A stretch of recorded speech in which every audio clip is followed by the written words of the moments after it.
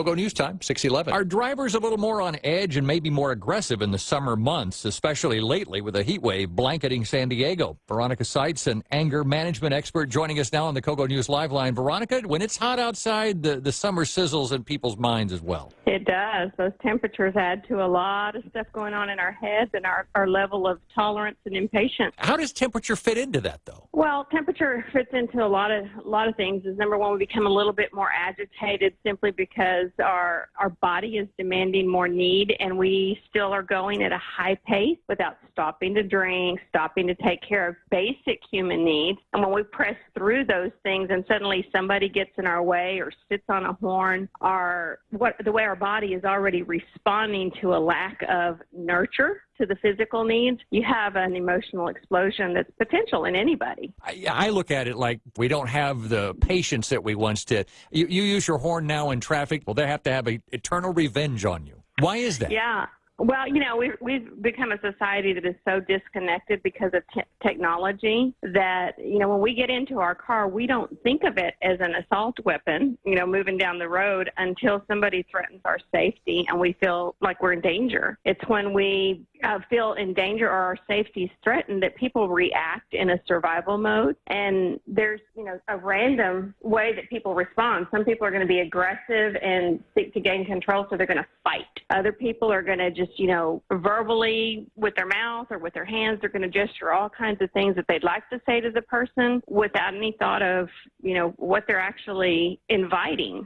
Veronica, do more people these days have anger issues? It seems that way. It seems that, we see the media right now and you've got just people that are acting out in such hostility. It seems that the basic courtesy behaviors, common etiquette of respecting somebody else as a valuable human being is missing in our society. Everybody has their lanes of ideology, tolerance, lack of tolerance, that so many mindsets expecting that it's my way or the highway. And then when you get people on the highway, God forbid you get in their lane. Yeah, that's when you really find out what's going on that highway. Yeah. Is it a maturity thing, too? Are we not growing up the way we did in previous generations? It's really an interesting dynamic because the boomer generation did a great job in providing for their subsequent children, grandchildren, and what they provided was a lot of things that maybe they didn't grow up with. Unfortunately, we're seeing a gap of, we have a lot of things in life, a lot of fancy provisions, and we've become spoiled to things around us and disconnected to the relationships. What's missing in this generation is what the boomers had, and they had connectivity, sitting around the dinner table, respecting one another, learning manners, understanding the value of respect, honor, and dignity with each person that they sat around and had a conversation with, not texting or sending an iMessage or email to. What do you tell people now when you run into a conflict situation where they just don't seem to grasp those basics?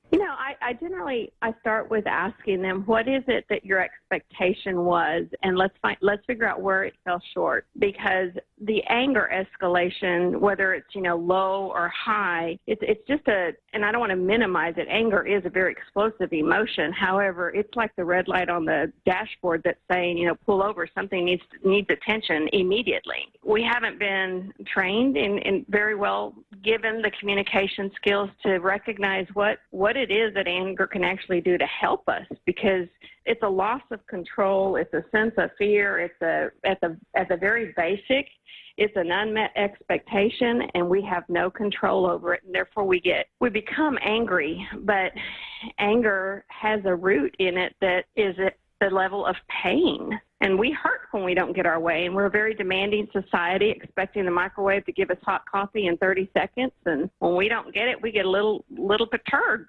Does depression lead to anger like this, too? Maybe people just don't realize stress and depression, they've started to take over their lives, and they're not aware of it. A lot of times, actually, the manifestation of depression is a lot of anger behavior, maybe very irritable, grown-up and parents. And, I can say this with all honesty. I'll be very transparent here. one of my daughters at one point asked me, she said, "Mom, why are you always so angry?" And boy, that was a sobering moment. I mean, it hurt, and I had to realize it. And I asked her, I'm not always angry. She goes, "But you always seem frustrated." And I was. I was at a period in my life where I was struggling with extreme depression, and that was a turning point for me. I thought, you know what? My children think I'm angry, and my response to her, because they were older, I said, "Listen," I said, "I'm not angry." I said, "There's just a lot of hurt inside here, and I guess it's coming out this way." And I had to take a look in the mirror and realize that anger has a lot of things attached to it. It's pain, it can be depression, it can be, just